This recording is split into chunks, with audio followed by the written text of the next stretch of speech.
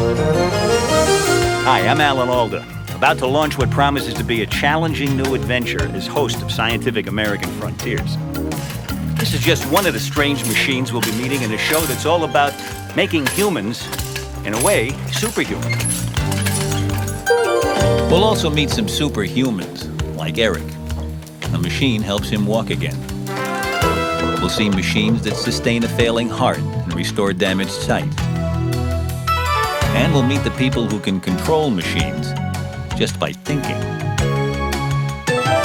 I'm Alan Alda. Join me for the season premiere of Scientific American Frontiers.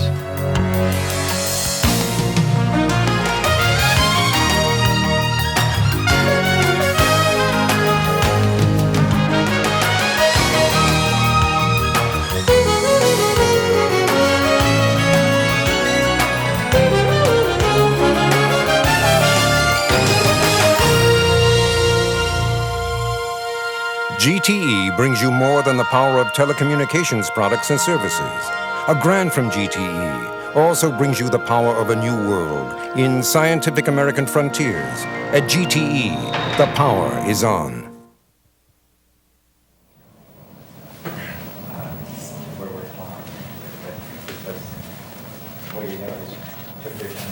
That's Dan Kemp on the table in there. Army veteran, quadriplegic, and as I think you'll see, a remarkable person. Dan is one of the people we'll be meeting in our first story, which is about something that scientists have been trying to do for at least 200 years, to control and manipulate the human body using electricity. Of course, the dream has always been to somehow heal the paralyzed, to make the lame walk. Well, this is one of the very few places in the world where we can begin to glimpse the reality behind that dream.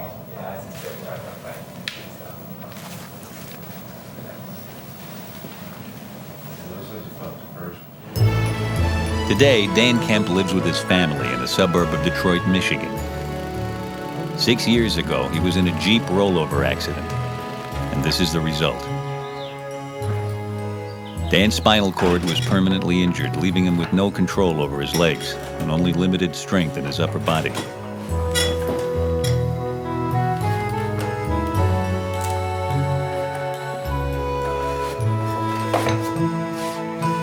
The doctors said he'd never work, never have children, never be mobile. But he's steadily been proving them wrong.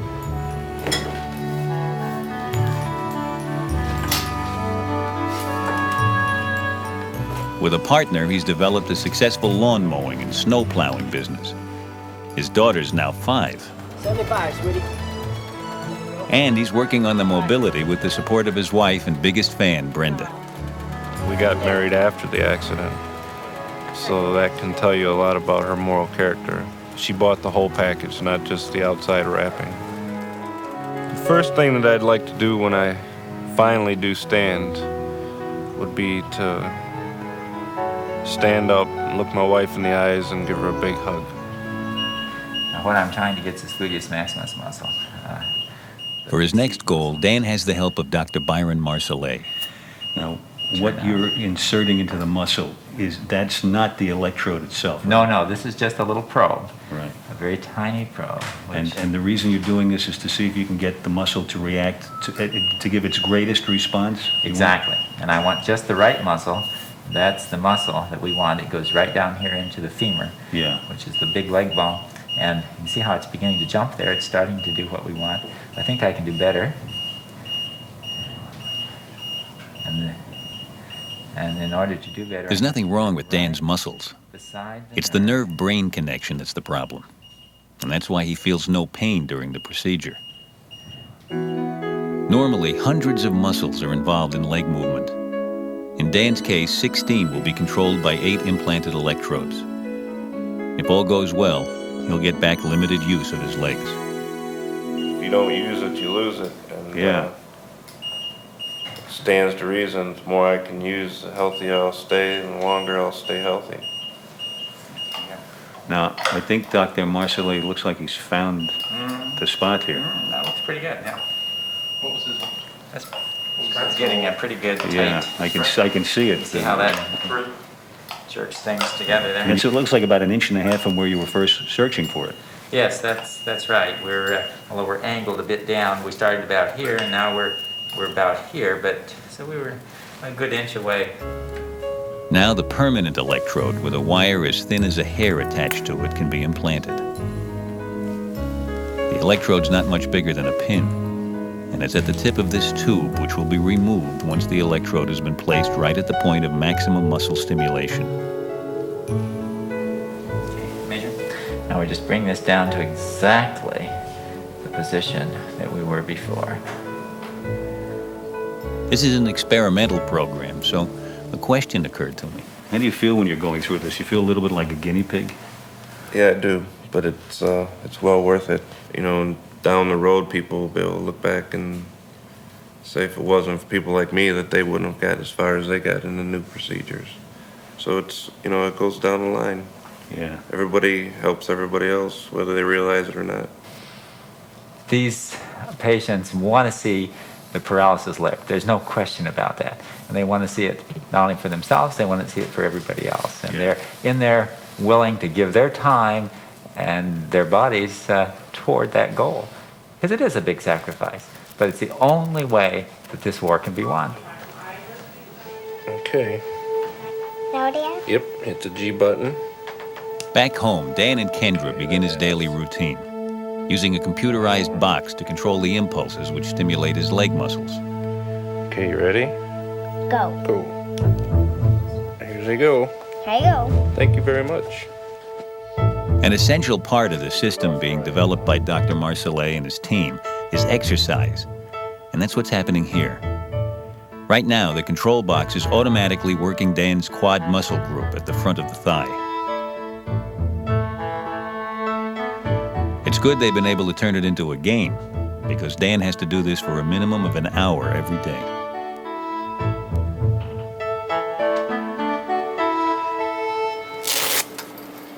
Once a week, Dan returns to the Cleveland VA hospital where the research is based for a session with the team's physical therapist, Paul Miller. Within a year, the control box will transmit its signals directly through the skin, so these external connectors, difficult to maintain and keep clean, won't be necessary. The joystick controller is designed to be used by patients with very limited strength. Here, Paul selects an exercise program, then records the muscle power and endurance.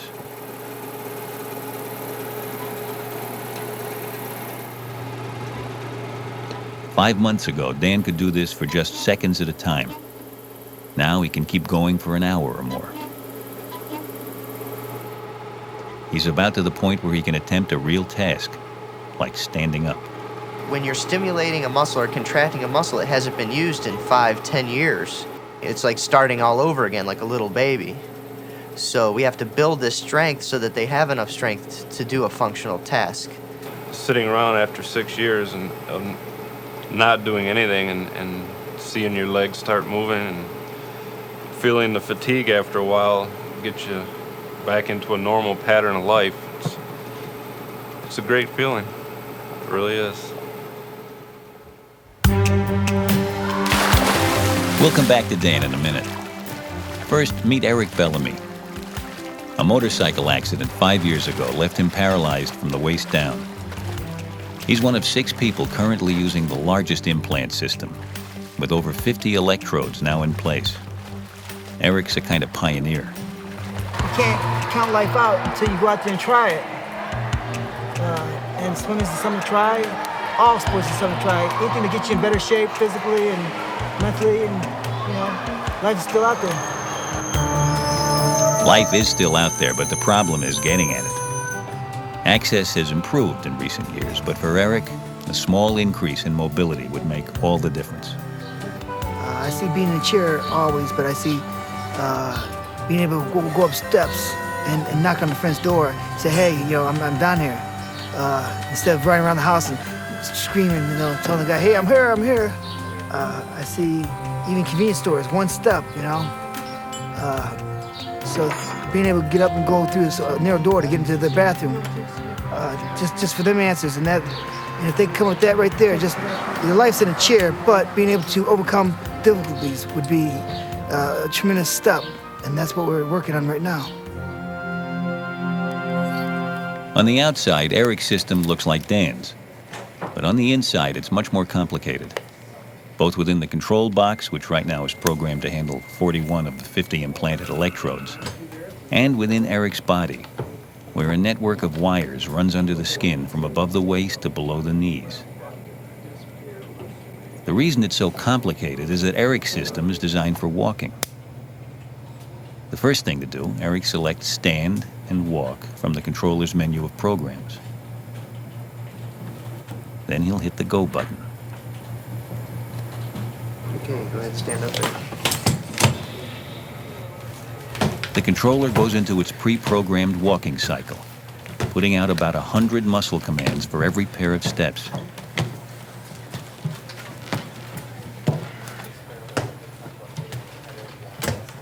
Remember, Eric has no natural lower body control at all.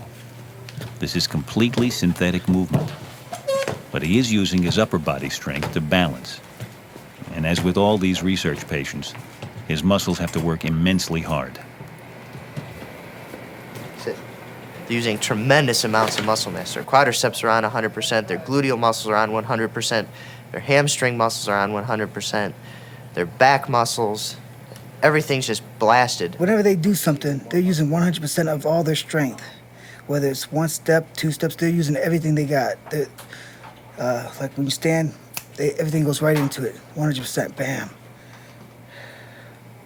Total exertion, you know, everything, it's given everything it has. Now for the other key function, stairs. Today will be the first time Eric has faced a commonly found design.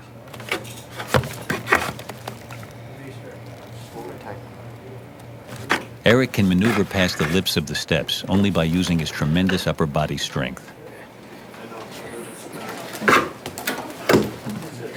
It's an example of the biggest challenge facing the research team. The control system has to be able to adapt to a changing world. The aim is to add sensors to the feet and legs which can feed information back to the control box.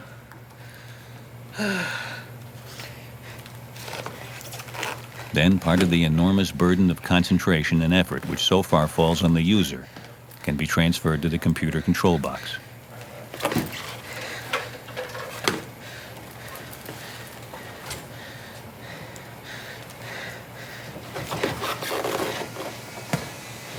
Walk it out.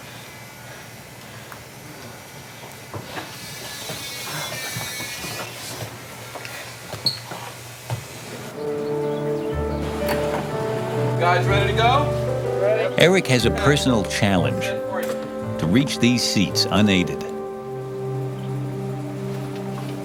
Today, he's going to try for this simple goal for the first time. Success will bring the world at large a few crucial steps closer, both to Eric and to the others who will eventually benefit from this research. Things don't look good.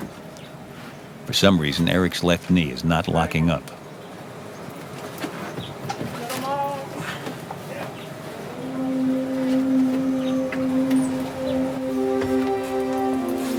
Eric and Rudy Kovetic, who programs the computer controllers, run through the muscle stimulation sequence.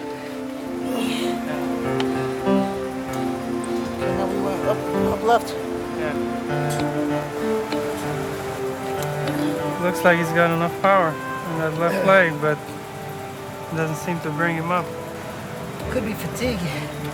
Yeah, but it looks like you have a lot of strength in that left leg. You can start. Okay. They decide to try again. This time it works.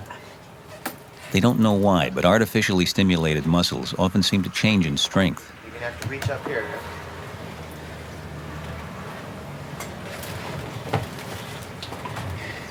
Now it's back to the walk program. Make another step.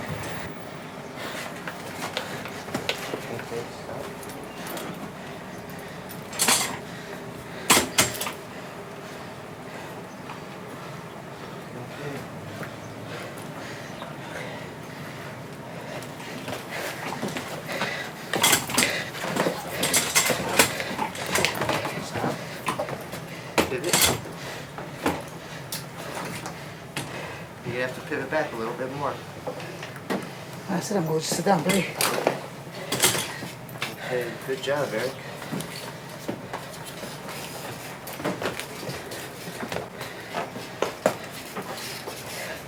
Well, onward. Ready to venture to the ring. We're back with Dan Kemp. And today's the day he'll face his personal challenge. To stand and to hug his wife. You all right? Is that okay? You ready? I'm ready. Okay. 1, 2, 3.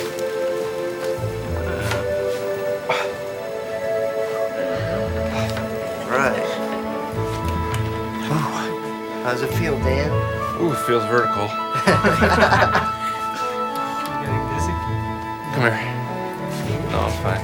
You sure? Yeah. You fine? Come here, give me a hug.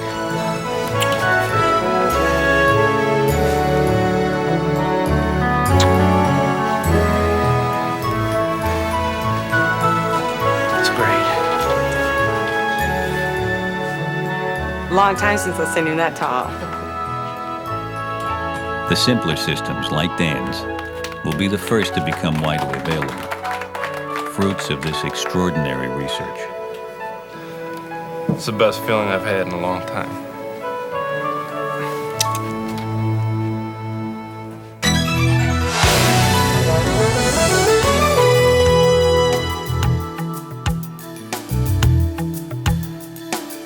Machines that magnify the powers of the human body, make it faster, stronger, more agile, have been favorites of science fiction for years. And that's where they've stayed, in fiction. But recently, they've been showing up in the most unlikely places.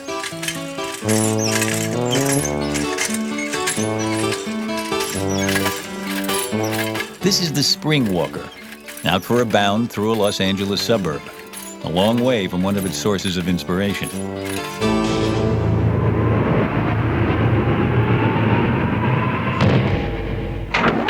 The 1988 20th Century Fox movie Aliens starred both Sigourney Weaver and a power suit, battling and eventually beating the alien.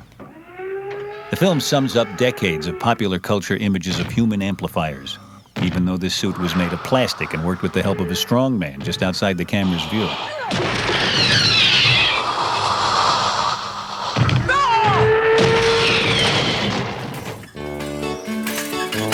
Well, I can see why you call it the Spring Walker. I recently visited John Dick and Bruce Crappershets, whose Spring Walker was inspired by aliens-like fantasies.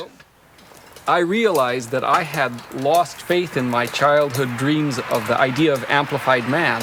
I'd been following the research in the field, and it just wasn't happening. What were your childhood dreams? What do you mean by that? I remember some books, a book I was reading as a child. It was a picture book, and it had this kid getting inside this large machine, which made him powerful and strong and able to vanquish over his childish enemies. Yeah. And that was always a very powerful idea with me, and I think it's a powerful idea in a lot of people. I thought of trying to do spring shoes, a kind of powerful spring shoe, but then you say, how could I possibly leap tall buildings with a single bound? And the idea then came of spring shoes with leverage. The Spring Walker is the latest in over a century of mostly unsuccessful inventions, employing springs to run faster. Bruce, could you bounce just a little bit so we could see a little bit of that action? Thank you, that's good.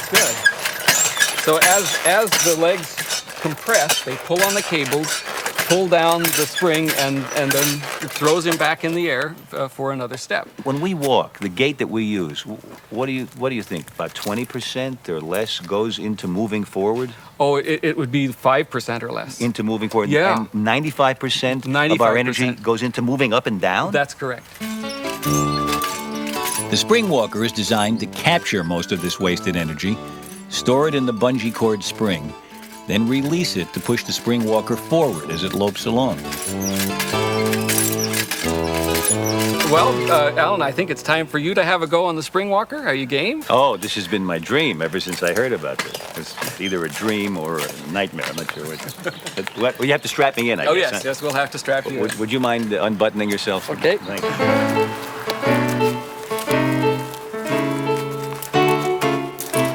Let's get the other arm. Now, the inventors know only too well that their current model isn't exactly practical. Just getting onto it is a challenge in itself. but I found a new way for my ankle to bend. I've always relied on the courtesy of strangers.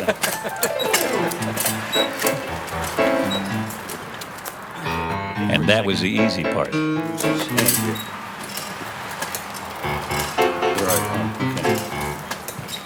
It's funny, as soon as you put this on, you go blind and you can't hear.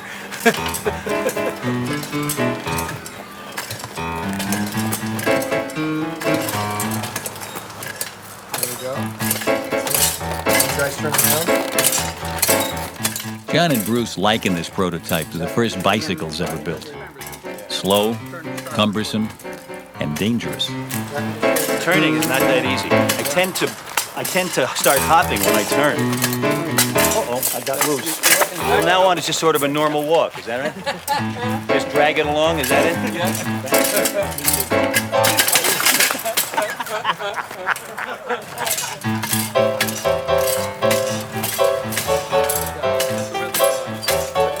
I began to get the hang of it after a while. John and Bruce's plans include a lightweight version for jogging and a powered machine that could carry heavy loads at up to 25 miles an hour through rough terrain. Which I never could master. But John Dick, its chief designer, has a terrible secret. Can I mind if I hold on to you for a second? No, go ahead. Yeah. Have you ever been on this? Well, I actually haven't been on as much as you have. I've stood at the wall and pressed, felt the leg. Why didn't you get on it?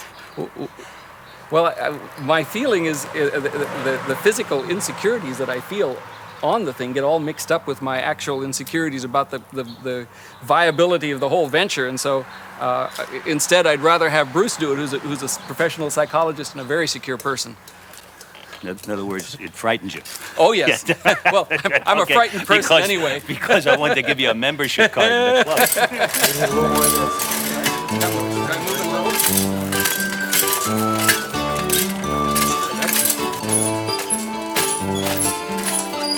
What makes the Spring Walker so much fun is how simple it is. No wires, no motors, no computers. Without wires, motors, and computers, this would just be 400 pounds of metal. But with them,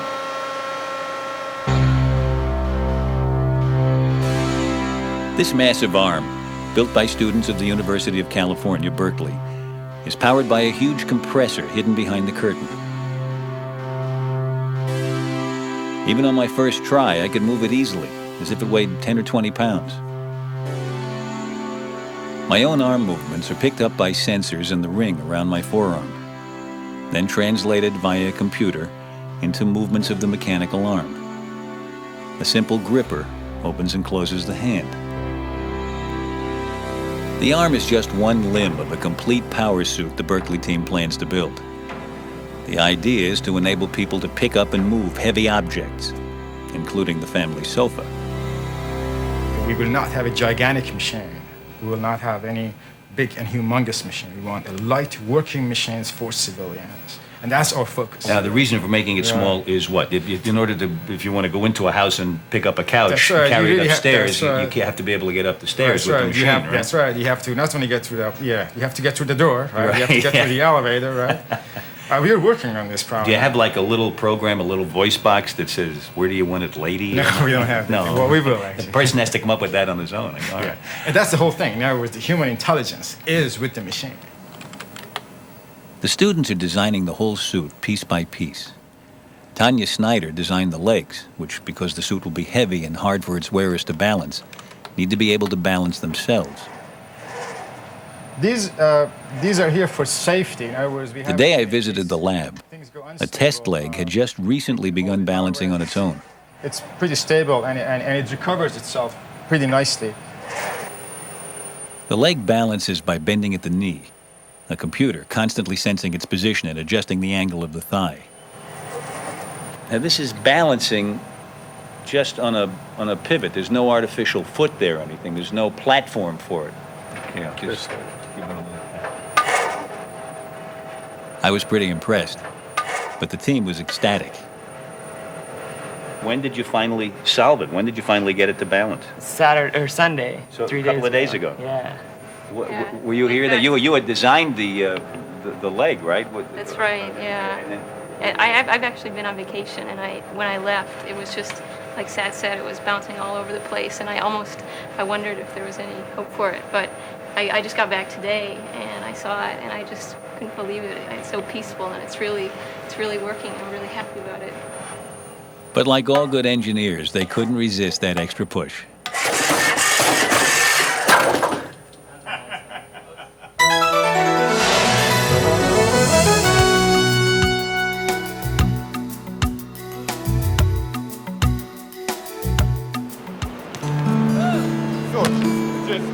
It's July 23rd, 1993. The players in this volleyball game were doctors, nurses, and patients at Fairfax Hospital in Fairfax, Virginia. 7 months earlier, one of these patients was desperately sick with a rapidly failing heart. He'd been waiting for a transplant for over 6 months, but no matching donor could be found. For Mike Dorsey, time was running out. I was very sick. If I'd have walked from here to you, I'd been out of breath at that time. No, I couldn't do nothing. It gets a little frustrating when your wife comes and takes things from you, and you can't carry them, She would take them and carry them in for me. I wanted to do it, but just wasn't able to do it.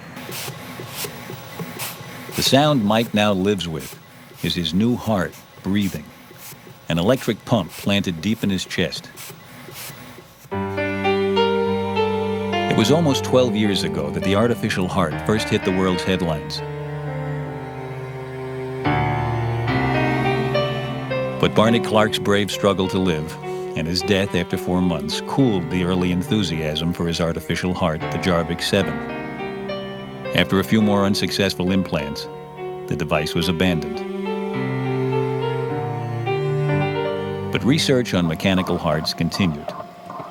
The most promising were pumps that wouldn't replace the heart, but boost it. One of them is called the HeartMate. The designers of the HeartMate took a novel approach to a major problem of the Jarvik 7. Blood clots that would form inside it, and that could kill when they broke off and traveled to the lungs or brain. The HeartMate's interior is roughened so that a thin layer of blood clots over its entire surface and sticks there firmly.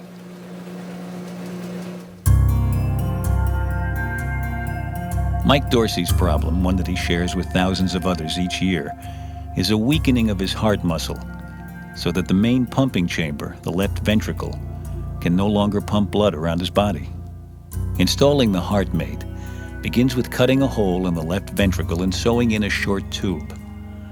Then the electric pump itself is implanted in the upper abdomen.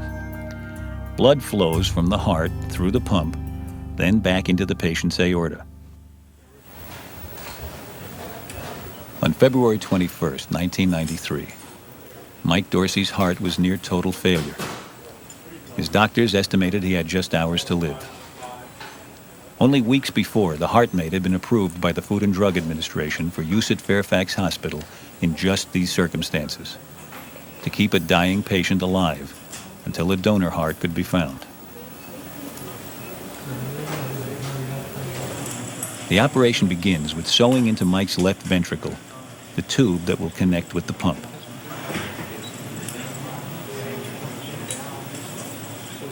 Then the HeartMate itself is slid into place.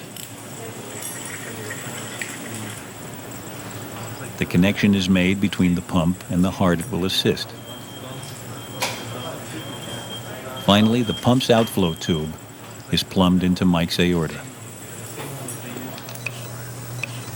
The pump is switched on, and at this point, no one knows for how long it will need to keep pumping.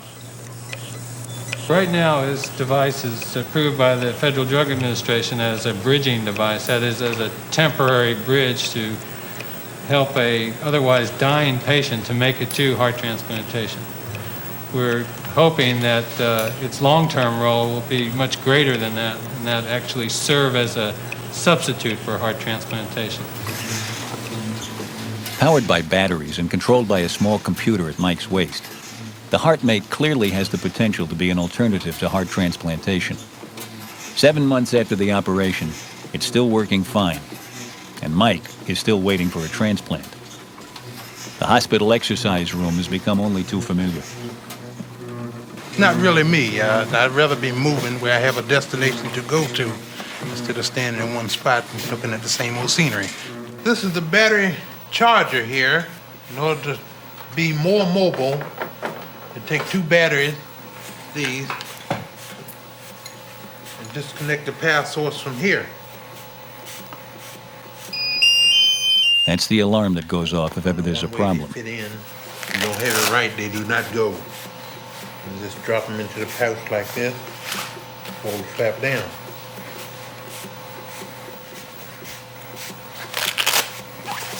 Now I'm ready for traveling. Mike's traveling so far has been confined to the hospital, where he's become a familiar figure.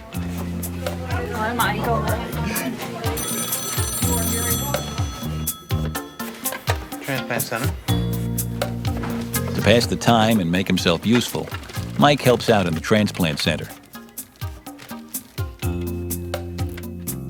He's now an invaluable source of knowledge, advice, and reassurance for other heart patients, especially those who might also need transplants. Been here since January 27. 6 months, 7 months already? Yeah. Have you been out yet? Been outside the hospital? I haven't left the grounds. Oh, I've threatened to, but I haven't left yet. The staff and the nurse and everything's been great, but it's almost like being in prison. I mean, you gotta ask permission to do this and do that, you know, instead of, I can't just go outside my door and outside and get a breath of fresh air without asking first and stuff like that. The little things you miss in life. He was desperately ill and dying when we put the device in. The unit has allowed him to recover so that he feels well, perfectly well now. Completely different than when he entered the hospital. Of course, he feels like he shouldn't be in the hospital. But the care and maintenance of the systems that keep Mike alive mean that leaving the hospital, even for a short trip, is a very big deal. A lot of things can go wrong. This tube down here is for the vent line, so it allows the pump to breathe in and out. The circle around up here, and this little sock on here filters it. And you can feel the air, you know, coming in and out. The pump sucks air in and out with every beat. And if the air tube gets blocked, the pump will slow and eventually stop. And it's one night I had rolled over on this side, and it got kinked over like that. And I'm looking at the screen up here, and once the numbers start dropping down, and I'm wondering what's going on, and all of a sudden the alarm went off. And, you know, as soon as I set up, the alarm stopped. Mike, we're going to go over... But the air tube can also be a lifeline, one that may give Mike at least a brief break from the hospital. This hand pump can be connected to Mike's air tube, and it will keep the HeartMate pumping blood, even if its power supply or computer control fails, which is what happened unexpectedly during a routine check. You're all right. Go ahead. Yeah. How you feeling, Mike? Okay. During the 5 or 6 minutes it took to figure out the problem, a loose connection, Mike's artificial heart was kept beating with the hand pump. Oh, just another day here, I guess, to me. As long as the hand pump goes everywhere he goes, Mike is given at least partial freedom, and he's able to stroll the hospital grounds. One day, his experience with the HeartMate may help lead to permanent artificial hearts. But for Mike, it's intended only as a bridge to a new human heart. And that means his waiting for a donor continues. You gotta look at it both ways. Unfortunately, somebody's gotta pass away in order for you to have a donor. You know, and I'm not gonna wish that on anybody. At the same time, I would like to be transplanted and released too. In late July, Mike got his first real taste of freedom. A short trip out of the hospital with his wife and family, and plenty of medical backup. Just 3 weeks later, Mike's HeartMate was relieved of its duties. On Friday, the 13th of August, Mike Dorsey finally got the new human heart he'd been waiting for.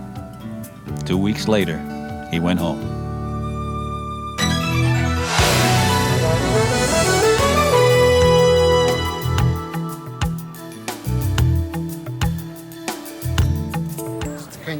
Yeah, those are fine. We're in Valparaiso, Indiana, and this is Leonard and Lee Pera.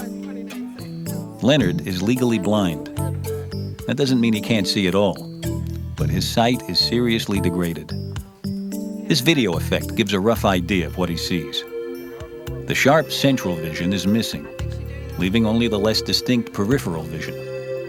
Leonard has seen the world this way for 10 years. One of the greatest disappointments with my lack of vision was not being able to see my grandson. And I can't even see my children anymore, but I've seen them. I haven't seen my grandson. He's 7 years old, and I haven't been able to see him with this lack of vision. I don't know what he really looks like. Like many victims of macular degeneration, as it's called, Leonard uses a series of simple devices to help him cope. For long distance, a small telescope magnifies the letters of a sign so that they're legible just using his peripheral vision. He has to scan along the letters to read the word. For close-up, he has to choose a magnifying glass. The result is similar. Simple low-vision aids like these have been around for years.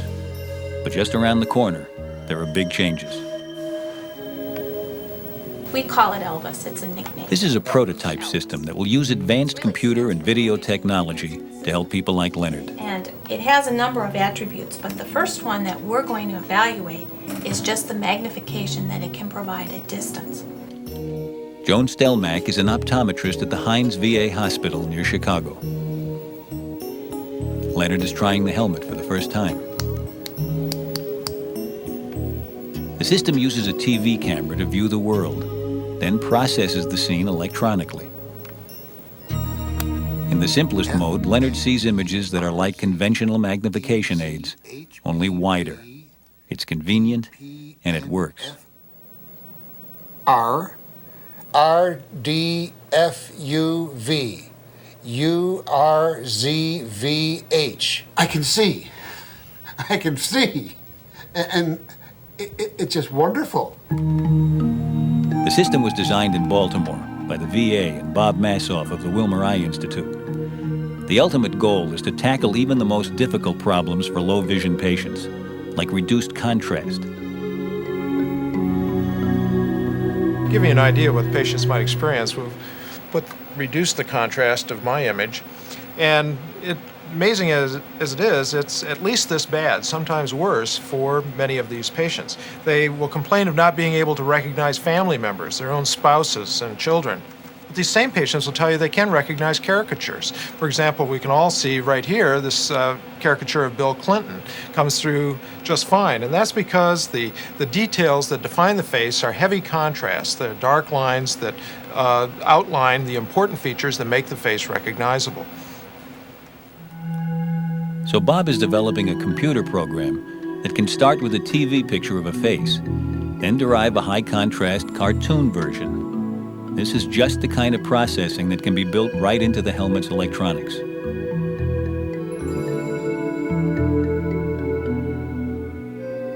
And it will happen in real time, too. The user could, say, scan around the table and instantly recognize everybody there.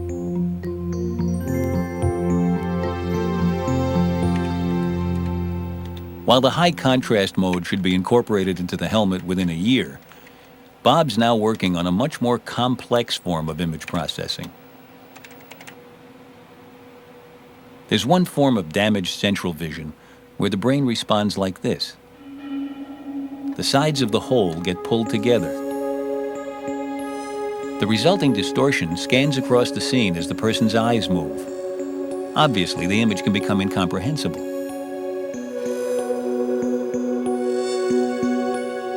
Bob Massoff's response is ingenious. His computer takes the part of the scene that the eye can't see and pushes it out to where the eye can see it. The result is distorted. But then the brain constructs its own distorted view of that. Those distortions will cancel each other out, and the patient should see a completely seamless image with no missing information and no distortions. If you want to look up. But to make this work in practice, the computer has to know where the eye is looking. So Bob has become his own experimental subject. He's being fitted with a special contact lens with tiny wires attached to it. The metal cage is generating a magnetic field which causes very small electric currents to be produced in the wires as the lens moves, enough to keep track of Bob's eye motion. Now, what the computer system can do is precisely line up its distorted version of the scene Bob is viewing with the direction he's looking. Because it's following my eye movements, wherever I go to look on the screen, there's the blob, and you can't get away from it. It's almost like a floater or a speck that just stays wherever your eye is looking. The next step will be to adapt all this experimental equipment so that it's small and reliable enough to work as part of the helmet system. So, is this really going to help people? Or is Bob Massoff just a well-meaning high-tech dreamer? This is 7-year-old Joel, the grandson Leonard Pera has never really seen.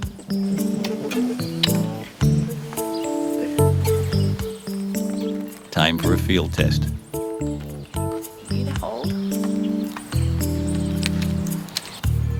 We're hooking you up to the device.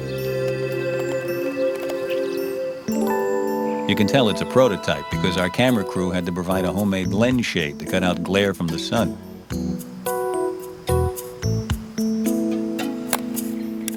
Now, this is a very interesting test because at present, the helmet gives a view only marginally better than Leonard's conventional aids. Doesn't this thing look crazy, Joel? Crazy or not, it does seem to work. It's easier to use. He doesn't have to think about it or line it up. He can get on with what really matters. Getting a good situation. Real good.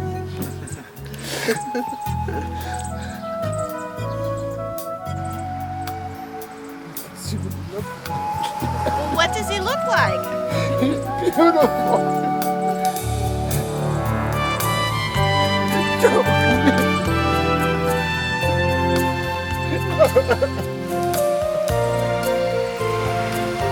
I'm sorry, son.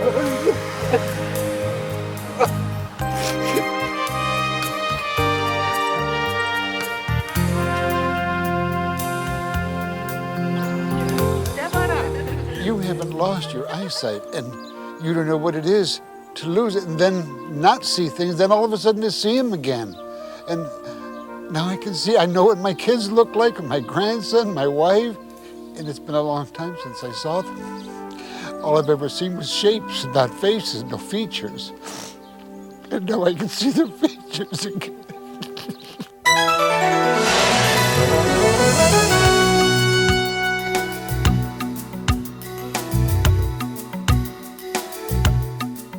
I'd like you to meet a new friend of mine.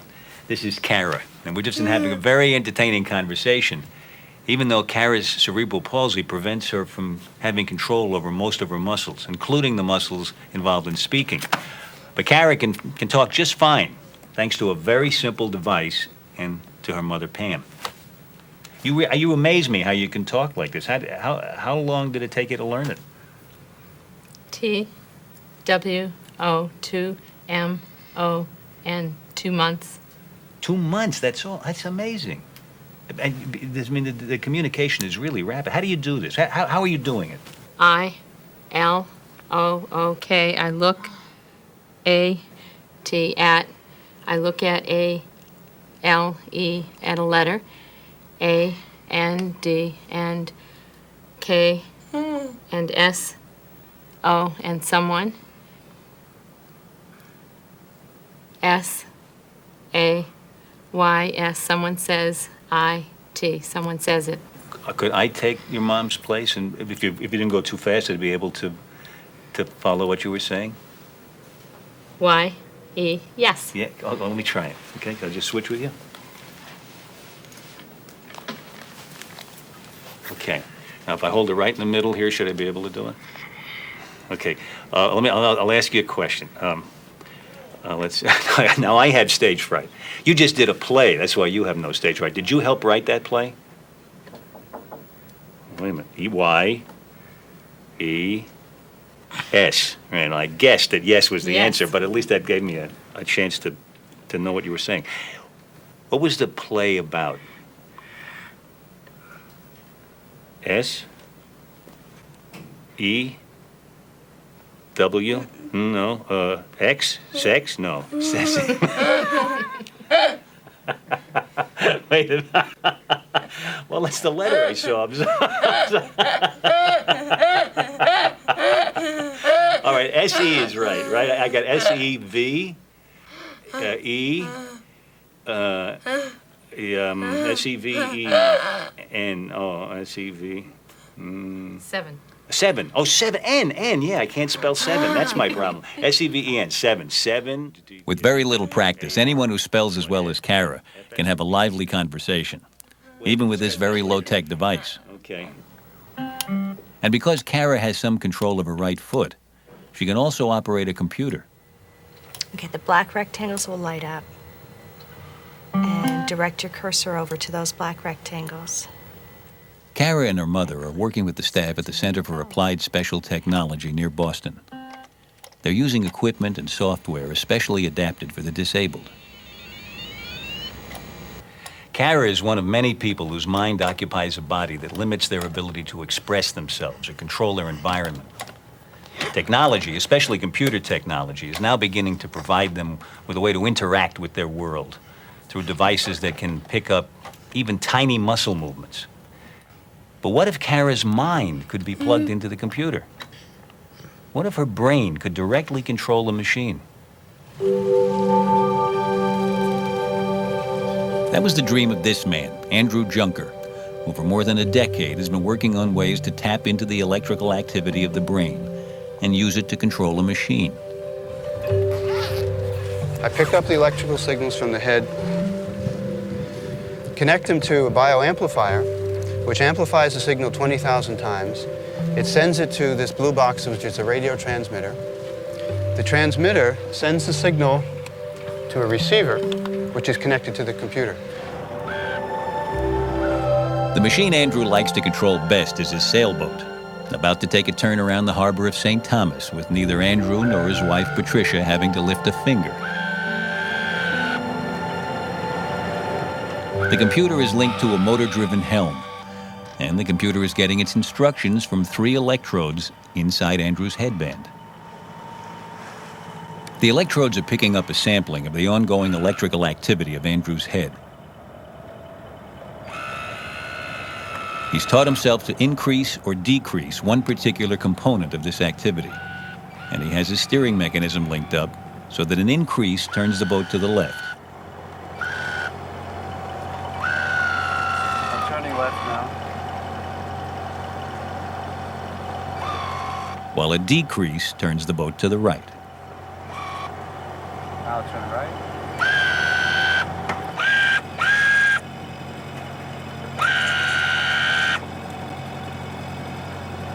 That last experience felt fantastic, because I felt in a groove. Right here, I felt like I was in this slot. And as long as I held that slot, I could delicately suppress or intensify the signal, and the boat responded. And it's a fantastic feeling. Now, I know what you're thinking. A man sailing a boat in the Caribbean with his brain waves is a little hard to take seriously, let alone quite believe.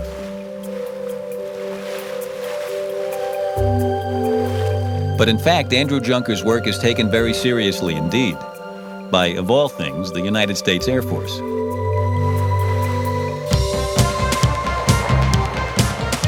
Flying a modern fighter plane like the F-16 is a very complicated business, and the pilot has only 2 hands and 2 feet to do it with. As more and more high-tech systems are added, the pilot's in danger of simply having more controls to operate than ways of operating them. Which is where Andrew Junker enters the picture. 10 years ago, as an Air Force researcher, He set up a laboratory to study brain-machine communication here at Wright-Patterson Air Force Base in Ohio. Today, the lab's star subject is Captain Dave Toomey, and the research is directed by Grant McMillan. Everything you look at out in the world produces a measurable response in your brain. In this case, it's the response of Dave's brain to that light in the cab that's flickering 13 times a second.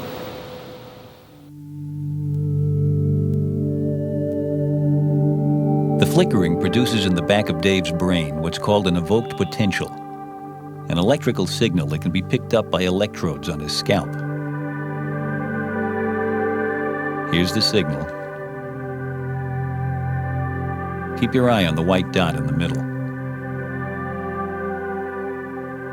Dave's task is to try to change the intensity of the peak marked by the dot, either increasing it and holding it there, or decreasing it and keeping it suppressed.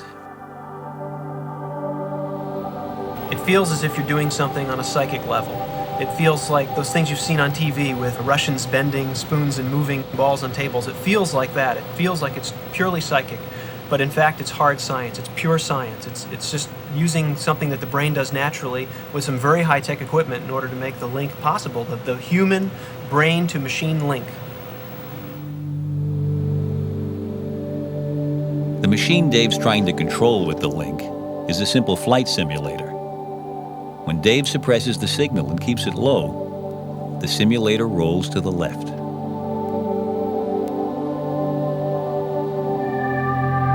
And when he increases the signal and keeps it high, he rolls it to the right. We don't really know in any detail at all how people do this, how they actually exercise this kind of brain-actuated control. And what we usually do when people ask us that question is try to give them an analogy. You know, how does a baby learn how to walk? You can't tell a baby, you know, well, you do this, you do this. They develop that new control. It's simply a matter of desiring this thing to go to the right or desiring it to go to the left. And then my brain automatically produces the signals necessary in order to make it happen for me. Hello, Ed. Welcome to our lab. Today, it's rookie brainwave pilot Ed Fix's turn to try out the system. The idea of using evoked potentials picked up by electrodes on the back of the head was Andrew Junker's, before he decided sailing boats would be more fun, and before he switched to using electrodes on his forehead, picking up different electrical signals. But the basic idea is the same: to bring under deliberate control a signal from the head and use it to command a machine.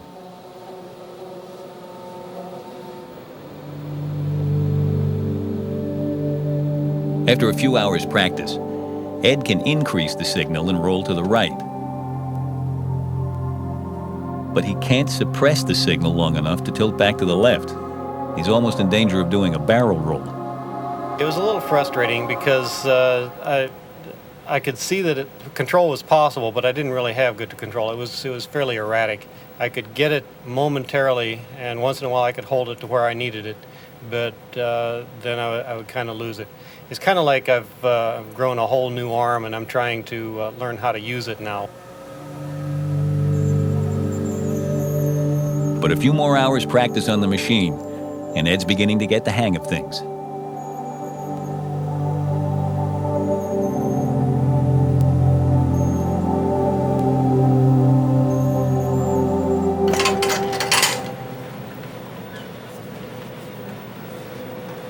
You had a number of really great runs there. Yeah, I feel like I've got a little more control, but like I said, I don't know what I'm doing exactly. It's just, sometimes it just seems to start falling into place. Yeah. I feel like it's coming. You know, it's getting to the point where I might actually be able to do this. Today, the man who invented the technology, Andrew Junker, can, when he's in the groove, steer his boat with his brain. Tomorrow, pilots might be hurling their planes around at twice the speed of sound by thought alone. But meanwhile, as fun and as useful as it would be to steer boats and planes with no hands, this is the vehicle that would really be transformed if it could be run by brain waves. Imagine how much fun Kara would have with this wheelchair if it would respond to her mind. Until then, see you next time on Scientific American Frontiers. GTE brings you more than the power of telecommunications products and services. A grant from GTE also brings you the power of a new world in Scientific American Frontiers. At GTE, the power is on.